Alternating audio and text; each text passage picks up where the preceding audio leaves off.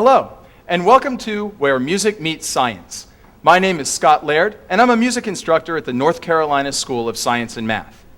Today, we will be introducing the term frequency and begin to relate the numerical information of frequency to the musical knowledge that you already have.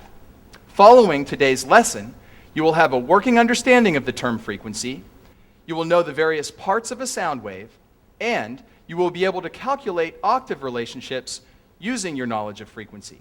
So, without any further delay, let's begin. Anytime you listen to music and sounds, I'm sure that you are aware that there are high-pitched sounds and low-pitched sounds, and many sounds in between. Great composers write music that has many pitches, ranging from high to low, and that keeps the music interesting. Many musicians choose their instrument based on the musical range of that instrument. That is, how high or low that instrument will play. One person may like the sound of a tuba, or string bass, while another may be drawn to the higher sounds of a flute or a viola. All of these various pitches are a result of sounds that are different frequencies. So, another way to think of pitch is to think of frequency. If an instrument has a high pitch, then it has a high frequency. If an instrument has a low pitch, then it has a low frequency. But the question remains, frequency of what? And how can it be measured? Well, here is where the science comes in. Sound occurs when air molecules are forced together. After being forced together, they then expand farther apart, creating a wave-like motion of air. Look at the cone of a stereo speaker as it is playing music with a loud beat. Notice how the speaker pushes out with each beat. This compresses air molecules and begins the wave-like motion. Here is another illustration of how it works. Air reacts in a manner that is very similar to water when a pebble is dropped into it, creating a series of waves that move out in a circular motion. Think of the water as the air and the pebble as the sound. The sound waves move out from the sound source in all directions, getting quieter as it gets further and further away. A small pebble can represent a high frequency or high pitch. It creates small waves that are very close together. A large rock can represent low frequencies or low pitches. It creates much larger waves that require much more space to develop. So, we can tell that the speed and the size of a wave relate to that wave's frequency. Also, we have learned that frequency is another term for pitch. But let's dig a little deeper. Let's look at the diagram of a sound wave. This is a diagram of the pitch A. It is the A above middle C on the piano. It is also the pitch that an orchestra traditionally uses to tune the instruments. Orchestras around the world tune their instruments to the pitch A. This is also often referred to as A440. 440 is the number that we're interested in today. Let's listen to the orchestra as it tunes.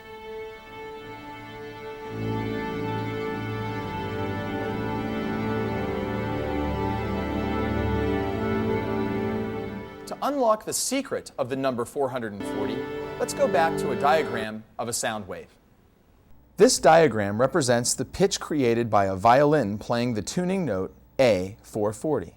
In order to unlock the secrets of the diagram, we must zoom in on the wave, just as if we were looking at it under a microscope. Now we are looking at a very small portion of that sound wave. We said earlier that sounds are created when molecules of air are forced together. The rise in the wave represents the time that the molecules are forced together. The fall of the wave represents the molecules pushing apart. So, the y-axis is air pressure. You will notice that it happens over and over. This takes time, so the x-axis represents time. One complete vibration of a wave is known as a cycle. And this is how we begin to relate these pitches to numbers. Can you guess how many complete vibrations or cycles an A440 goes through in 1 second? The answer is in the name of the pitch. If you guessed 440 cycles per second, you were absolutely correct. This single vibration actually occurs 440 times in 1 second. This is the wave's frequency, the number of cycles or waves that occur in 1 second. Let's look at how fast that really is.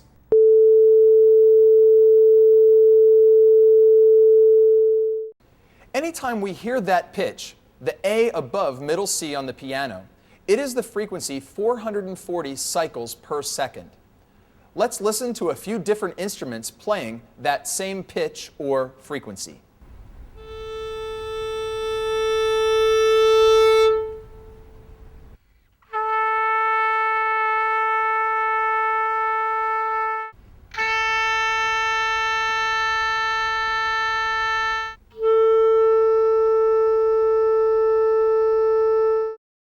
Another name for cycles per second is hertz. So we might say that you have just heard several instruments playing a pitch that is 440 hertz, or Hz. So, to more completely define frequency, it is cycles per second, or hertz. Now, let's take a look at some instruments that tune to pitches that are closely related to A440. First, let's listen to a cello tuning. Is the pitch that the cello is playing higher or lower than A440? If you answered lower, you were correct. In fact, it is 1 octave lower than the violin A. Let's take a look at the diagram of the pitch that the cello played. After seeing both pitches as diagrammed, can anyone guess the frequency of the cello? If you guessed 220, you are correct. When the cellist tunes their instrument, they hear an A440 and play an A220. This is because the cello is a lower pitched instrument. The cello's tuning note is A220 or 220 hertz. Here are some other instruments that tune to A220.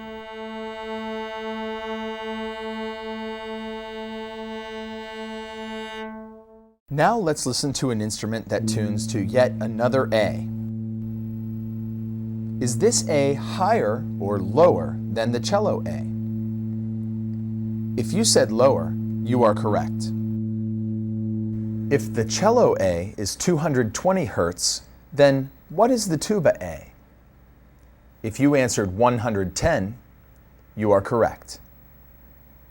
Let's look at a comparison of the graphs of each of these pitches. Let's listen to one more instrument playing yet another A.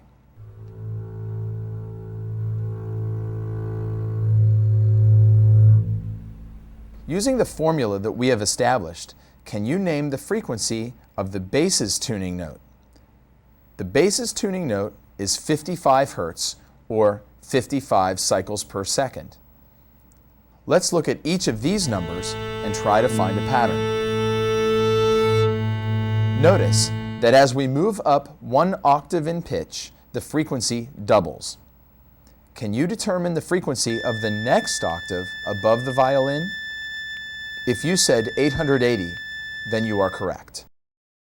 Might there be other frequencies that you could be interested in? Here are a few that you may find interesting.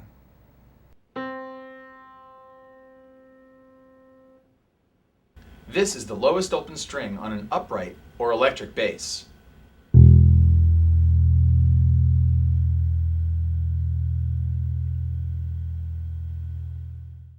This is the lowest open string on a guitar.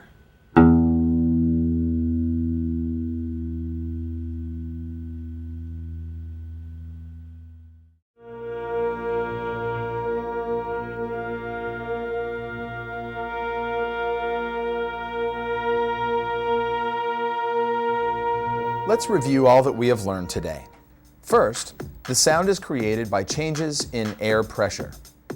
Second, these changes occur in a wave-like motion. Third, Faster waves or frequencies represent high pitches. Slower waves or frequencies represent low pitches. Fourth, one complete vibration of a wave is a cycle, and frequency or pitch is measured in cycles per second, or hertz.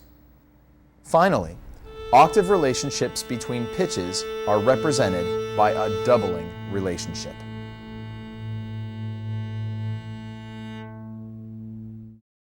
These mathematical relationships between pitches of frequencies can open a whole new world of understanding of music as you begin to use them more and more. In the next lesson, we will discuss the notion of complex waves and the unique sound of each instrument in the orchestra. I hope that you have enjoyed learning about frequency today and how it relates to our lives. I look forward to working with you again in the future. For now, so long from the North Carolina School of Science and Math.